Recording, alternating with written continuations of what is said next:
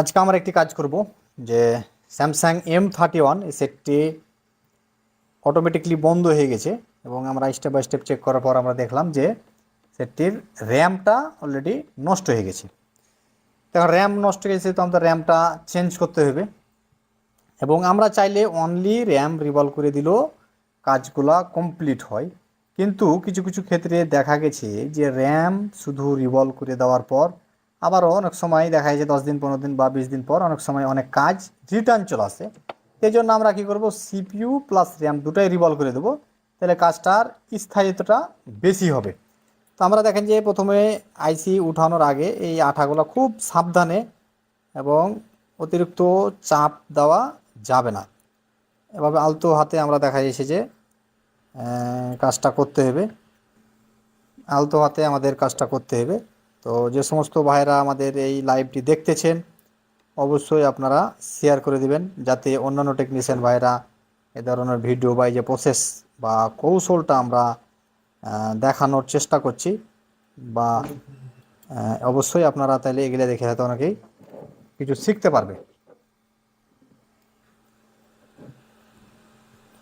দেখেন ধরেন, তো এভাবে আমাদের আস্তে আস্তে আস্তে আস্তে কাটতে হবে। অনেকেই সাইডের আঠা কাটতে যে কী করে, যে নিচের লেয়ার পর্যন্ত কেটে দেয়।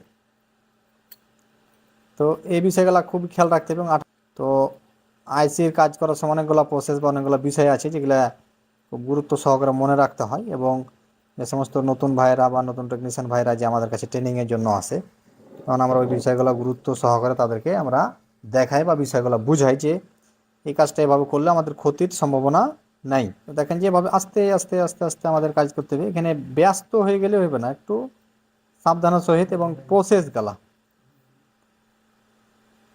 তো এই কাজগুলো দেখা যাচ্ছে যে আমরা আমাদের যে টেকনিশিয়ান ভাইরা আছে 1 মাস 2 মাসের কোর্সে, তারাকে আমরা আস্তে আস্তে আস্তে আস্তে বিষয়গুলো বুঝাই এবং তারাও আস্তে আস্তে আস্তে আস্তে করে এবং প্রসেসগুলো তারা বুঝে যায়, এবং পরবর্তী তাদের শপে গিয়ে যখন তারা কাজ করে দেখা যায় একটা আলহামদুলিল্লাহ তারা একটা ভালো পর্যায়ে পৌঁছে যায়। এখন আমাদের অলরেডি চারদিকে পেস্ট কাটা হয়ে গেছে, এখন আমরা শুধু র্যামটি উঠাবো পরে।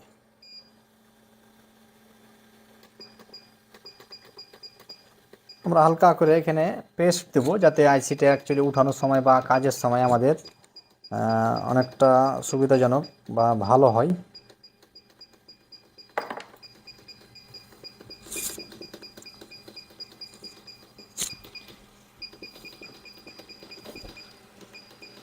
এবং দেখেন যে আমরা প্রথমে আস্তে আস্তে আস্তে আস্তে আস্তে এটার উপরে হাতটা আমরা ঘোরাচ্ছি।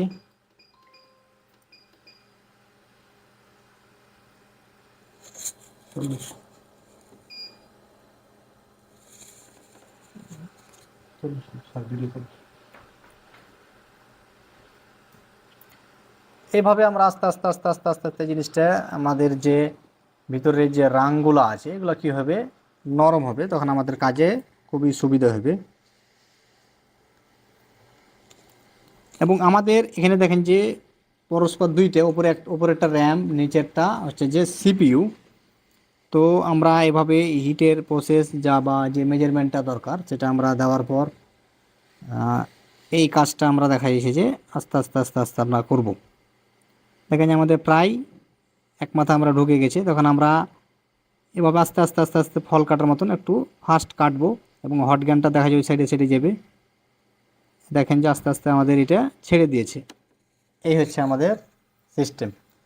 এখন যদিও আমরা যত সদ্য চেষ্টা করি ইজিভাবে বা ইজি প্রসেসে দেখানোর, কিন্তু অনেকে যখন নতুন কাজগুলো করতে যায় তখন কী হয়, তারা দেখা যাচ্ছে যে একটু ভয় পাওয়ার কারণে অনেক সময় দেখা যাচ্ছে যে কাজটাতে ক্ষতি হয়ে যায়। আমরা প্রসেসগুলো বোঝানোর চেষ্টা করি বা দেখানোর, যে ধৈর্য ধরে কাজটা করতে হবে, এখানে ব্যস্ত হওয়া বা তাড়াহুড়া করার কোনো দরকার নাই। একটা কাজের যে প্রসেস বা একটা সময়সীমা, এটা অবশ্যই আপনাকে খেয়াল রাখতে হবে, তাহলে দেখা যাচ্ছে আপনি আস্তে আস্তে কাজটা হয়ে যাবে। এখন আমাদের সিপিইউ উঠাতে হবে, আমরা র্যামটা রেখে দিই। আর যে সমস্ত ভাইরা আমাদের ভিডিও দেখছেন অবশ্যই আপনারা শেয়ার করে দেবেন, যেহেতু আমরা এই দিক দিয়ে আমরা আর নাইফটা ঢুকাবো, যার যেদিকে সুবিধা। অনেকে আছে পুরোটাই উঠে নেয়, আমরা অল্প করে এখান থেকে কিছু উঠানোর পর আমরা চেষ্টা করব সিপিইউটা উঠানোর। তো আমরা প্রথমত এখানকার যে ক্যাপাসিটার দুইটা আছে, আমরা এই ক্যাপাসিটার দুটাকে আমরা যদি রিমুভ করে রাখি তাহলে আমাদের আর নাইফটা এখান দিয়ে ঢোকানোটা সুবিধা হবে। তো আমরা শুধু চারদিকে ঘুরতে থাকবো এবং সময় হলে দেখবেন যে আমাদের ক্যাপাসিটারগুলোও নরম হয়ে গেছে। তখনই আমরা আইসিটা উঠানোর আগে ক্যাপাসিটারটিকে এক সাইডে রাখবো এবং সাইডে রাখার পর দেখা যাচ্ছে যে আমরা পরবর্তীতে নিয়ে এসে লাগিয়ে দিতে পারবো।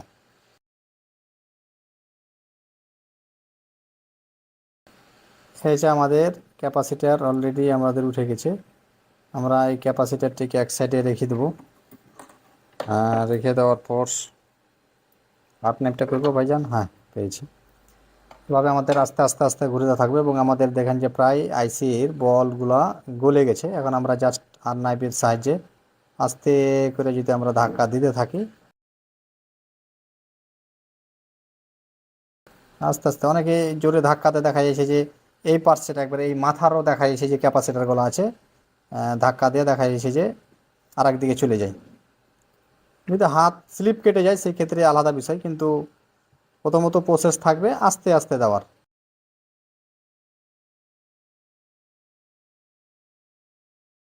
এই হচ্ছে আমাদের আইসিটি সুন্দরভাবে উঠে গেছে